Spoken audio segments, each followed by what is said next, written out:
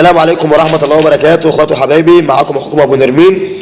هنتكلم النهارده يا جماعة عن مشكلة واختلاف في الرأي مع اخواتنا المربيين، وكل واحد يا جماعة له مدرسة وله نظام شغله، فطبعا هو اختلاف في الرأي، والاختلاف في الرأي لا يفسد في الود قضية.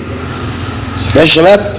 بعد اصح ان احنا انا ماليش في الامثال قد كده، بس عايز اوصل برضه نقطة يا جماعة. انا عن نفسي كابو نرمين برضع مفتوح، بسيب الام زي ما شايفين تتعامل مع عيالها.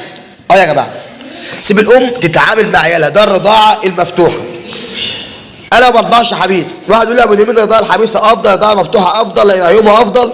انا بحكم يا جماعه على الرضاعه المفتوحه. انا برضع مفتوحه اهي، سيب الام مرضعه عيالها ما شاء الله، خلفه زي الفل، خلفه بصحه كويسه يا جماعه، ربنا يبارك ما شاء الله. لو اتعامل مع عيالها مع نفسي، انا غبت اخرت جيت ما جيتش، الام تدخل ترضع عيالها في مشوار واتاخرت، امي دخلت تدخل ترضع عيالها.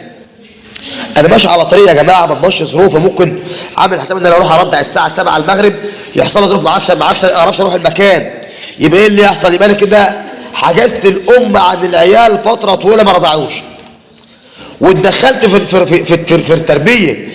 الام سيبها تتعامل مع عيالها يا جماعه بطبيعتها. انا عن نفسي انا برضع مفتوح، سيب الام تتعامل مع عيالها يا جماعه. تمام؟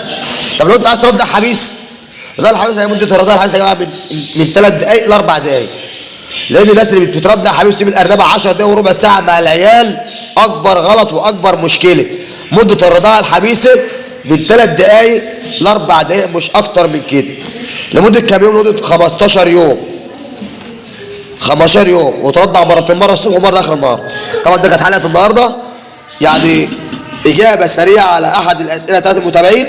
وادي الامهات بصحه كويسه بتتعامل مع عيالها، انا ما اتدخلش للام في اي حاجه، الام تدخل ترضع وتطلع بعيالها يا جماعه. اشكركم، السلام عليكم ورحمه الله وبركاته.